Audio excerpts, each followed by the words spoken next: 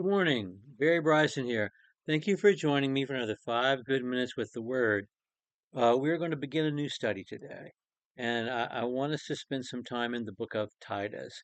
I think Titus is an um, appreciated, underutilized text of the New Testament. I love Titus. I love the book so much. It's a bit of a mystery. We'll talk about that uh, today even. But Paul has so much to teach in the book of Titus, and we spend a lot of time, as we should, in First and Second Timothy, and sometimes when we teach a Bible class, say on Sunday morning, we'll have First and Second Timothy, and then Titus will be kind of stuck in the last day at the end, like it's somehow just an epilogue to First and Second Timothy, and it is not nearly so important, and it is. It's very important. Um, the correspondence between Paul and Titus and Paul and Timothy are necessarily connected. Um, they're often termed the pastoral epistles because Paul is shepherding these young men in their local work. I like to call them the paternal epistles because they are both very much Paul's sons in the faith, and he calls them both sons in the faith. Now, Titus is not as close to Paul as Timothy is.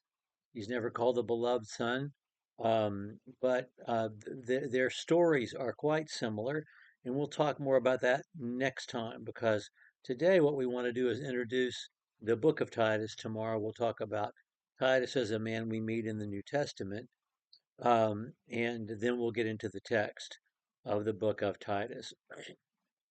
So, Titus is one of the three pastoral epistles or paternal epistles, along with 1st, 2nd Timothy. And Paul is writing to two young men in these letters who are young men who have been working with him since their youth and who have been working with him as missionaries and who he has sent back to reinforce his work at congregations, the way he sent Timothy to Ephesus to Macedonia, and he sent Titus back to Corinth, and both men then were sent by him to local works.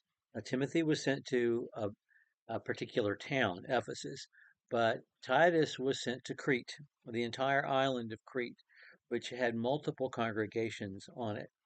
And as Paul makes clear in from the very first verses of the book of Titus, that his main job while he's there is to establish elderships in each of those towns. That's really the main reason that the letter is written. He's going to be going to the different congregations, spending time with them, establishing them more firmly on the gospel message, and appointing elders in each of these towns, which is the thing that he and Barnabas did, Paul and Barnabas did at the end of their first missionary journey. We read in Acts chapter 14, verse 23. After establishing these churches, they came back through, visited them a second time, established them, and then appointed elders, a multiplicity, a plurality of elders in these congregations. And so that's what he's there to do.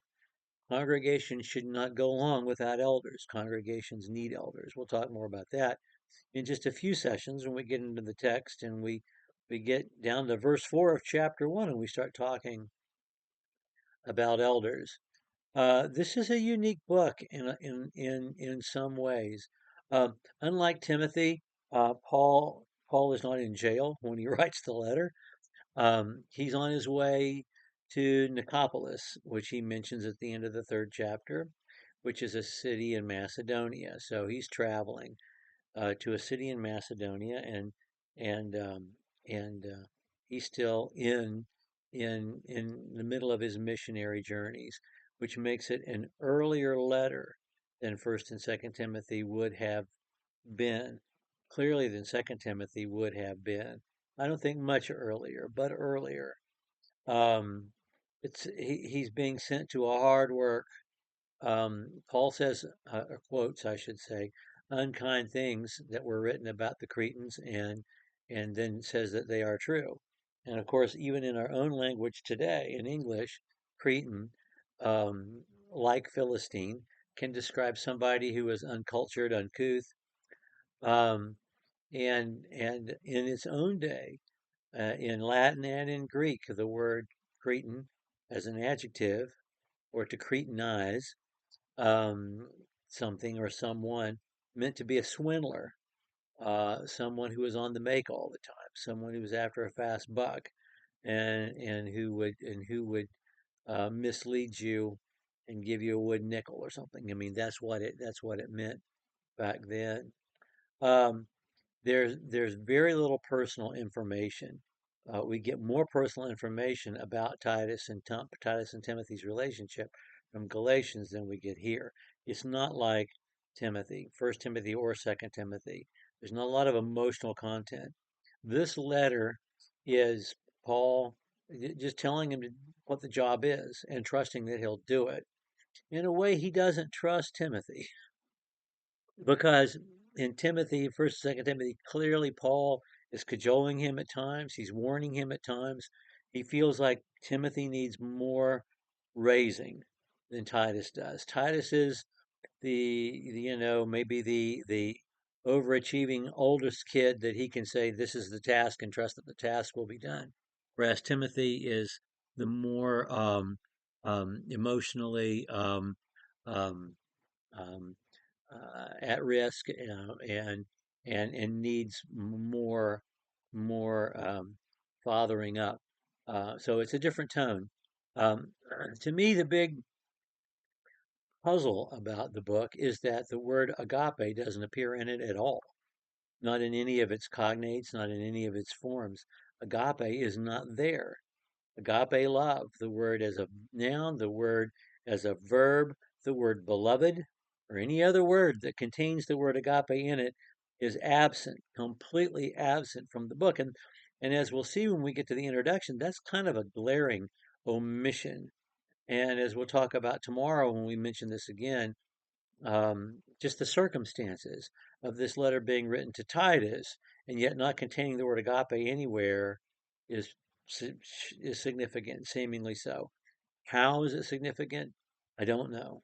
And that's why I still wonder about it. I still ponder it, but it's not there. It's like God not appearing in the book of Esther, not directly, um, or at least not in any way that's stated verbally in the text. And agape does not appear in this book, this letter at all. Okay, we're going to talk about Titus as a person and his history with Paul next time. Thank you for joining me for another 5 good minutes with the Word.